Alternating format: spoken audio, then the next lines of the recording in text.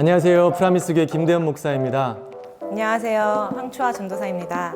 네, 오늘 드디어 저희가 미나리 강좌 첫 시간을 준비했습니다. 특별히 오늘 첫 시간으로 저희가 미디어에 대해서 다루려고 합니다. 팬데믹 기간 우리 많은 사람들이 어쩔 수 없이 미디어에 좀 노출이 되고 있거든요. 아이들은 또 게임, 또 어른들은 또 유튜브나 여러 가지 미디어 때문에 조금 시간을 많이 보내고 있는데요. 전도사님 어떻게 또 생각하고 계세요? 저희 중고등부 학생들도 참 코로나 이후에 게임으로 좀 많이 빠져가지고 또 학부모님들이 너무 많이 힘들어 하시는 상황입니다. 목사님은 좀 어떠신가요? 유튜브 자주 보시나요? 유튜브 없이는 못 살죠. 네. 전도사님 좀 어떠세요? 저는 성경만 보느라 유튜브에 네, 그렇죠. 그래서 특별히 이제 오늘은 저와 같은 분들을 위해서 또 특별한 두 분을 모셨습니다. 전사님 소개해 주시겠어요? 네, 오늘은 저희가 미디어를 또 어떻게 활용하고 또 중독에 빠진 분들을 또 어떻게 좋은 정보들을 드릴 수 있을지 또 이대종 선교사님과 유수미 선교사님 두 분을 버지니아에서부터 모셨습니다. 안녕하세요. 안녕하세요. 이대종입니다. 네, 반갑습니다. 네, 안녕하세요. 유수미입니다. 네, 두 분 버지니아 멀리서 오늘 아침부터 운전하시고 힘들게 오셨는데요. 우리 오늘 방송 보시는 분들에게 두 분이 어떤 사역을 하시는지 한번 소개 좀 해주시겠어요? 저는 저희 버지니아의 유스우드 미션이라는 YM 선교 단체 안에서요, 젊은 친구들이 훈련받으러 제자 훈련 학교나 여러 다양한 훈련을 받으러 옵니다. 청소년, 청년, 또 장년에 이르기까지 회복과 치유 사역을 주로 하고 있고, 또 외부적으로는 한인들 대상으로 미국과 한국 땅에 있는 분들 대상으로 마음에 있는 병, 특별히 고통당하고 있는 영역들을 회복하고 상담해주고 치유하는 사역들을 주로 하고 있습니다. 네, 저는 미술 치료로요. 청소년들과 또 알코올 중독자들 그리고 또 깨어진 가정의 아이들을 대상으로 섬기고 있습니다. 네, 특별히 또 두 분은 두 건장한 아들을 또 키우시는 부모님이신데, 네, 오늘 또 이제 두 분의 스토리와 또 좋은 이야기를 통해서 또 저에게 유익한 정보가 될 시간이 기대가 됩니다. 자, 오늘 첫 번째 한번 질문을 한번 주시죠. 네, 첫 번째 질문은요.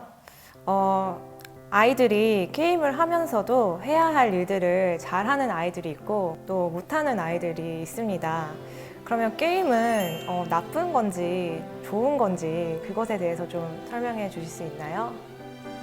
네, 게임이 좋다 나쁘다라고 표현하기 전에 게임을 하면서 그 아이들의 일상적인 삶의 균형이 깨져 있냐 안 깨져 있냐로 봐주는 게 되게 좋을 것 같아요. 특별히 학생은 학생으로서의 그 어떤 해야 되는 일들, 또 생활해야 되는 일들, 또 이렇게 살아가는 일들이 있는데 그것이 무너지기 시작하고 그것이 이제 점점점 어려워지기 시작할 때 그것이 나쁘다라는 어떤 것으로 표현하기보다는 좀 많이 그 영역에서 많이 무너졌고 지금 많이 어려워지고 있구나, 도움을 좀 줄 수 있는 시간들이 필요하겠구나 라고 표현을 할 수 있고요. 사실 게임이라는 것이 굉장히 어떤 스트레스를 또 풀 수 있고 또 이렇게 해소할 수 있는 또 좋은 영역에서의 또 이렇게 그 게임을 할 수 있는 부분도 있는데 우리가 이것들을 어떻게 건강하게 또 균형 있게 하는지가 중요하다고 생각이 듭니다. 그리고 지금은 코로나 시대이기 때문에 아이들이 오프라인으로 친구들과 사귀거나 어떤 밖에 나가서 스포츠를 한다던가 아니면 관계가 상호작용이 안 되는 시기이기 때문에 저희 아이들 보면은 게임을 통해서 친구들과 연결을 해서 같이 그 대화도 하고 그 반열에 있는데 문제는 이제 이것이 적당하게 조절해 가면서 해야 되는데 이제 부모님들이 그게 많이 고민되실 것 같기는 해요. 취미로서 게임을 할 수도 얼마든지 할 수 있다, 또 그렇게 그렇죠. 생각할 수도 있죠. 네. 네네. 그럼 제가 두 번째 질문이 무엇이냐면, 요즘 이제 아이들뿐 아니라 어른들도 뭐 미디어다, 게임이다, 중독이 이제 얘기를 하는데 과연 그 중독의 기준을 우리가 어떻게 볼 수 있는지. 실제로 작년 5월에요. 그 WHO 세계 보건 기구에서 중독을 이제 하나의 어떤 그 게이밍 디스오더, 그래서 게임 장애라는 어떤 이제 이름 하에서 그것을 이제 중독 또 의존됐다라는 표현을 이제 쓰기 시작했어요. 어느 정도의 진단 기준이 이제 나오는 거죠. 그래서 알코올이라든가 뭐 마약 이것과 이제 관련된 것과 같이 중독도 하나의 그런 어떤 그 진단을 이제 내리게 되는 것이 이제 시작이 됐는데요. 실제적으로 자신의 어떤 그 조절력을 상실하기 시작하고 일상생활이 무너지기 시작해서 그 모든 것들이 생활에 이제 굉장히 많은 파괴적이고 어려움을 오기 시작할 때 이제 하나의 어떤 의존 상태, 중독 상태라고 표현을 합니다.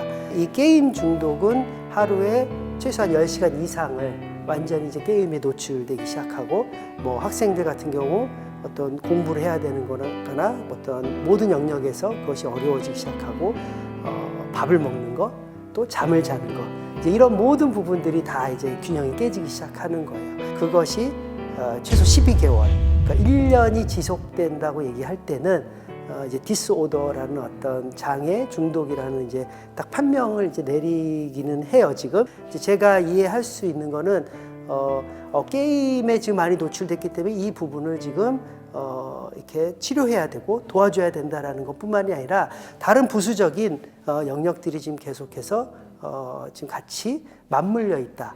이제 그것을 좀 깊이 얘기하면 공존 질환이라고 얘기를 하는데 이제 어떤 우울에 대한 부분들, 그 다음에 충동 과잉 어떤 그런 부분들이 잘 조절이 안 되는 부분들, 그 다음에 굉장히 깊은 외로움 속에 있는 이제 감정적인 영역과 충동적인 영역이 맞물려서 이 게임과 함께 그것이 같이 연결되어 있다라고 얘기할 수 있을 것 같습니다. 네. 지금 잘 말씀을 해주셨는데 그러면 이 아이들로부터 성인들로까지 이 중독에 빠지게 되는 궁극적인 그 원인은 무엇일까요? 중독은 내 안에 사실 깊은 내면의 고통이 있는 걸 중독이라고 얘기해요. 내 안에 있는 고통을 다른 것들로 대처하면서 마비시키는 거예요. 고통이 드러나지 않도록. 난 고통스럽지 않아 라고 얘기를 지금 하고 있는 거예요. 나는 부족해. 나는 그리고 되게 외로워. 나는 뭘 해도 성공하지 못할 거야. 나는 실수투성이야. 어떤 자기 내면 안에 있는 거짓된 거죠. 그 메시지를 자기가 너무 고통스러우니까 그 고통을 마비시키면서 다른 걸로 대처하면서 그것을 게임으로, 미디어로, 다른 여러 가지 중독으로 이제 빠지게 되는 거죠. 사실 근원적인 것, 그 원인적인 것, 그 뿌리적인 것, 그 기본 토양적인 것들을 사실 찾아내고 다루기 시작하는 게 굉장히 중요합니다. 현실 도피 같은 거네요. 아, 그렇죠. 네. 그 사실 중독을 다른 표현으로 할 때는 통제 중독이라고 얘기하는데 사실 자기가 뭔가를 통제한다고 생각해요. 굉장히 스스로가 속고 있는 영역도 있는 거라고 말씀드릴 수 있습니다. 맞아요. 그 아이들이 이제 뭐 내가 못마땅하고 나는 할 수 없어. 나는 이거밖에 안 돼. 그렇게 거짓 메시지가 그 안에 자리 잡기까지는 부모님들이 늘 그 아이들에게 지적을 했을 거예요. 야, 너 이것도 잘하니?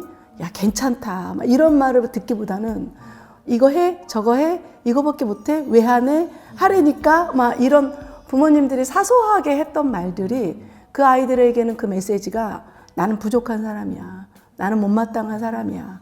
이렇게 그 안에서 일어나는 내적인 고통이 일어날 수 있다고 볼 수 있죠.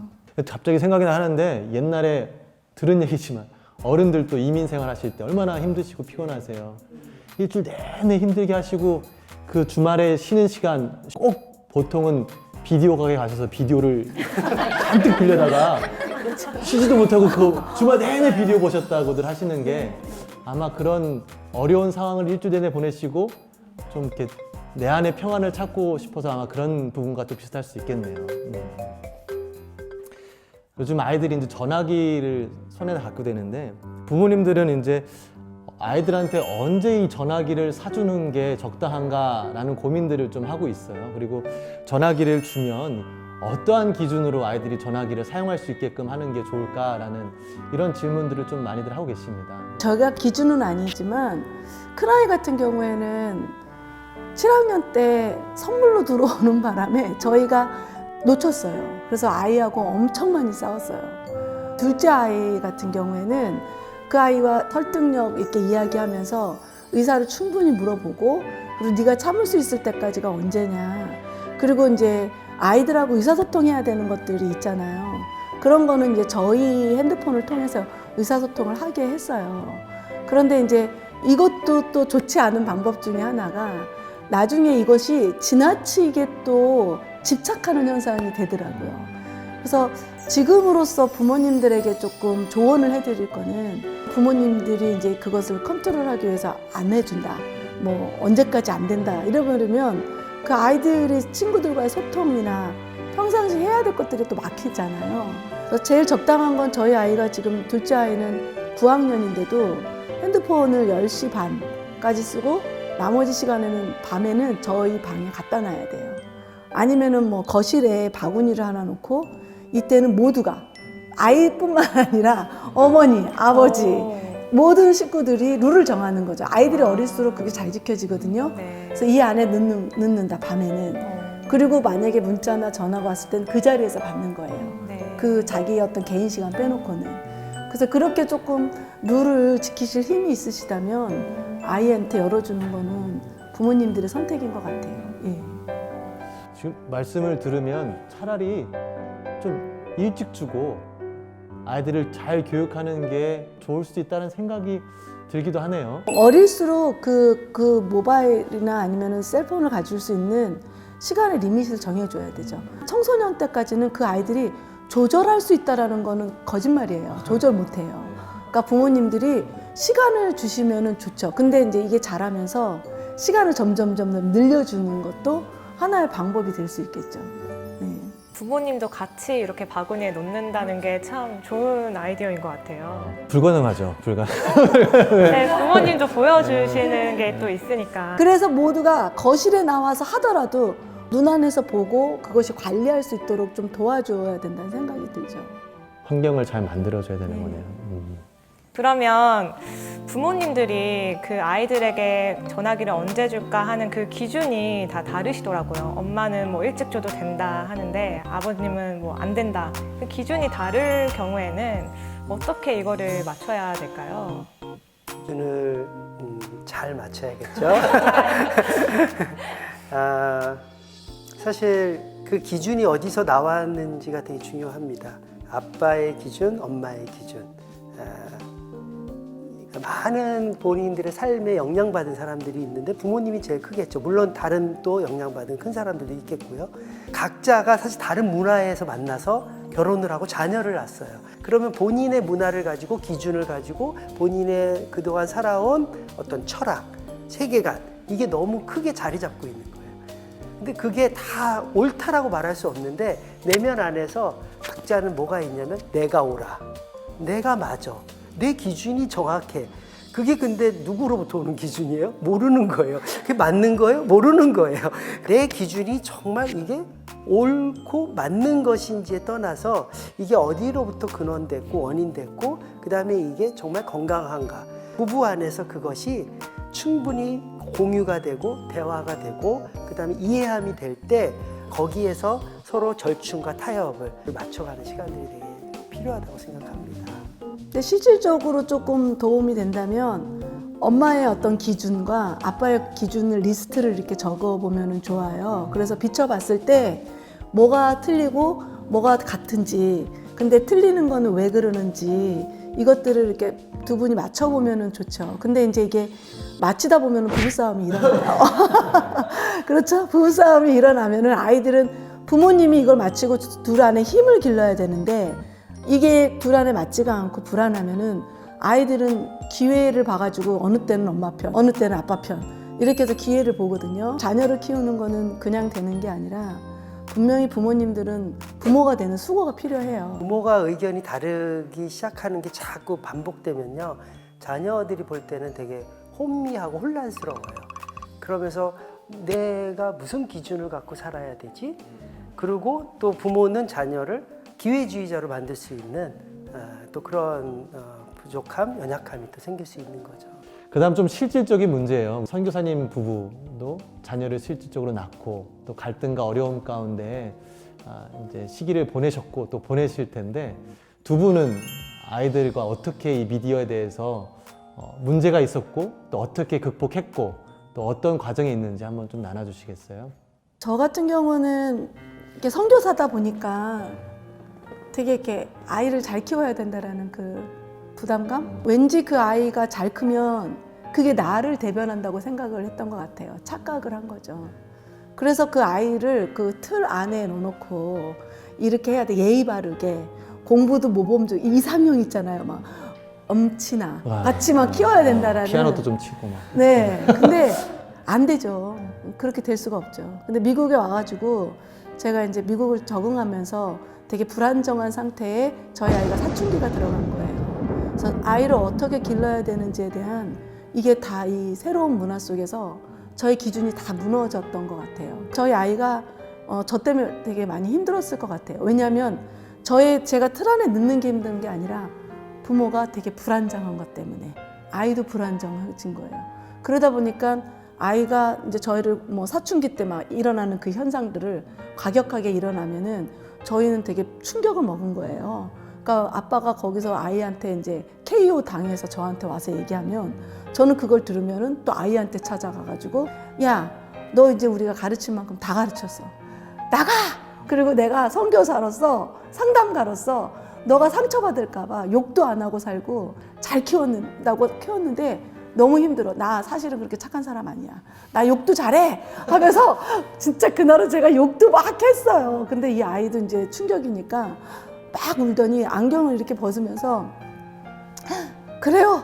때리시죠? 이러는 거예요. 근데 이제 아빠가 그걸 보고 탔구나. 너 잘 걸렸다. 싶었더니 와서 때리려고 하는 거예요. 근데 그 순간은 제가 이 아빠가 아들 때리는 모습은 또 볼 수가 없잖아요. 그러니까 또 남편의 등짝을 막 때리면서 누굴 때려 이게 누구랑 싸우는지 왜 싸우는지 무엇 때문에 싸우는지. 그래서 그날 저희 넷이는 모두가 충격을 받았고 그랬는데 다음날 하나님께 물었죠. 제가 이거 어떻게 수습을 해야 될지도 모르겠고 아무것도 모르겠다고. 그러고 난 다음에 라이드를 해주는데 저희 아들한테 그랬어요. 엄마가 상처가 많으니까 그 상처 안에 너에 대한 거울이 있는데 사춘기인 지금 이 시기에 엄마한테 와서 엄마 나 어때요? 엄마 내가 이렇게 잘못해도 엄마 나 사랑스러워요? 엄마 내가 이렇게 셀폰을 막 켜도 엄마 사랑스러워요? 엄마 내가 엄마 말을 지질이 안 들어도 사랑스러워요? 문제를 일으키면서 확인하고 올 때마다 저는 네가 지금 셀폰 하면 나는 너의 미래를 믿을 수가 없어. 네가 조금만 늦잠만 자면 난 너가 홈리스가 될 것 같아. 그러니까 이 아이에 대한 신뢰감이 제가 전혀 없다라는 내 상처로 인해서 이렇게 너의 모습은 깨진 거예요. 저희 아들한테 깨진 거울을 보여주는 거예요. 근데 아이랑 이렇게 라이드 하면서 현이 엄마가 상처로 인해서 너한테 계속 깨진 거울을 보여주는 것 같아. 엄마의 마음 안에 내면의 거울이 깨져 있는 것 같아. 넌 정상이야. 넌 지금 굉장히 정상이야. 네가 정상이라고 외쳐. 나는 정상이다. 난 정상이다. 아이가 이렇게 외치고 엄마의 문제인 것 같아. 그리고 나서 아이한테 이제 진심으로 사과와 용서를 구하는 시간들이 있었죠. 저희 안에. 저희 가족 안에 큰 변화가 그때 일어났죠. 그리고 저희는 부부는 계속해서 저희 안에 문제가 있는 거, 저희 안에 펑션, 제가 아이를 통해서 이루고 싶은 제 욕심, 이것들을 이제 내려놓는 작업을 계속 하게 된 거죠.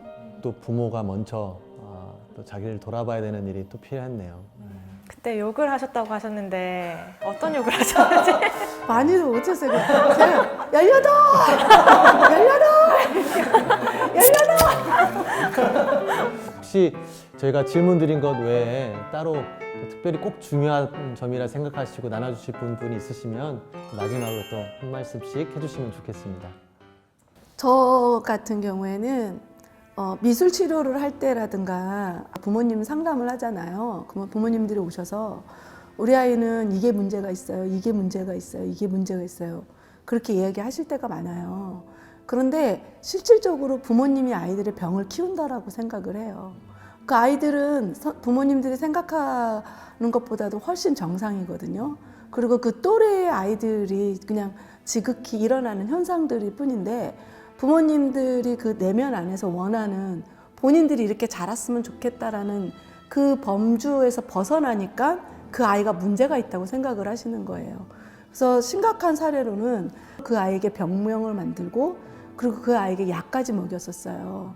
그러다가 이 아이를 미술 치료를 해봤을 때 이 아이가 너무 정상이다라는 것이 나왔고, 그리고 이 아이를 약을 끊게 했고, 그 다음에 이 아이가 평상적인 삶을 살 수 있도록 도와주고, 그 다음에 부모님 상담으로 그냥 넘어갔어요. 지금 이 코로나 시즌에 아이들이 게임이나 이런 것들을 또 하지 않는다면은 미쳐버릴 거예요. 부모님들이 만약에 아이들처럼 그 몇 시간을 앉아서 인터넷에서 계속 그 들어오지 않는 이야기를 계속 공부한다고 생각한다면 아이들이 얼마나 힘들 거라는 걸 이해하실 거예요. 그래서 적절하게 아이들이 그 게임으로 마음을 풀고 친구들하고 서로 교통하게끔 해준다던가 좀 풀어줄 때는 넉넉하게 조금 풀어주셔야 될 거라는 생각이 듭니다. 이 이야기는 왜 중요하냐면 그 상처 주는 영역은 이 네모 틀 안에 요만큼밖에 안 되거든요. 포커스가 여기에 있으면 나머지 이 아이의 정말 멋진 영역들을 보질 못하는 거예요. 그러니까 이 아이는 자기가 그냥 이런 사람이다라고 착각할 수밖에 없고 순종하고 살아요. 자기가 이렇게 못난 사람이다. 그래서 부모님들한테 당부해드리고 싶은 거는 우리는 상처 줄 수밖에 없어요. 우리는 완전한 사람이 아니기 때문에. 이 상처 준 거에 이거에 포커스, 잘못된 거에 포커스 맞추지 마시고 넓은 영역에 좋은 것들을 칭찬하시고 격려하시고 그 다음에 그것들을 실천하실 때 아이들은 변할 수밖에 없어요. 지금도 기회는 늦지 않았어요. 그거를 찾아서 그 아이가 19살이든 20살이든 그 잘할 수 있는 영역들을 찾아서 격려해주고 칭찬해주고 자랑스럽게 생각할 때 그 신뢰감을 줄 때 이 아이들은 자연스럽게 빠져있다 하더라도 빠져나오고 그 부모님의 그 신뢰하는 그 울타리 속으로 다시 돌아오는 성경에서 돌아온 탕자, 자기가 돌아갈 수 있는 곳이 있다라는 부모님이 그 문을 열어주시고 마음의 넓은 바다가 되어주셔야 된다라는 생각이 듭니다. 감사합니다.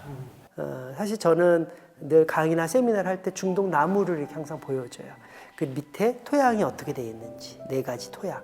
그 토양이 이제 어뷰즈, 트라우마라는 학대를 통해서 그 잘못된 뿌리를 낳게 되거든요. 그러면 감정적인 뿌리예요. 외로움, 슬픔, 분노, 두려움, 막 이런 분. 근데 거기에 이 중독 나무에 나무 통이 있어요. 통이 수치심이라는 큰 통으로 되어 있어요. 수치심은 뭐냐면 덮여 씌워진 거예요. 아담과 하와가 죄를 졌을 때 덮어 씌워진 것처럼 딱 얼음이 된 상태예요. 내가 누구인지 나를 이렇게 못 보는 상태. 그거는 뭐하고 연결되어 있냐면 정체성이에요. 중독이라는 거는 내가 누구인지를 잃어버린 거예요. 재밌다고 얘기하고 즐기는 애들은 중독이 아니에요. 그 마비된 상태. 그래서 정체성을 잃어버린 상태. 딱 얼음이 된 상태. 누군가 가서 땡 해주지 않을 때는 그 내 정체성을 못 보는 거예요. 그래, 나는 잘못됐어. 난 사랑스럽지 않아. 그럴 때 그 수치심의 영역으로 자기가 그냥 게임에 그냥 몰두돼 있어요. 아무 생각 없이 그냥 시간 가면서 계속 게임하고 있는 거. 거기가 완전히 몰입되고 의존, 중독된 상태인 거예요. 그래서 사실 재미가 있고 없고를 조차를 이제 넘어간 상태인 거예요. 이게 지금 이제 가장 이제 어려운 부분이거든요. 여기에 키가 있어요. 뭐냐면 자기 사랑.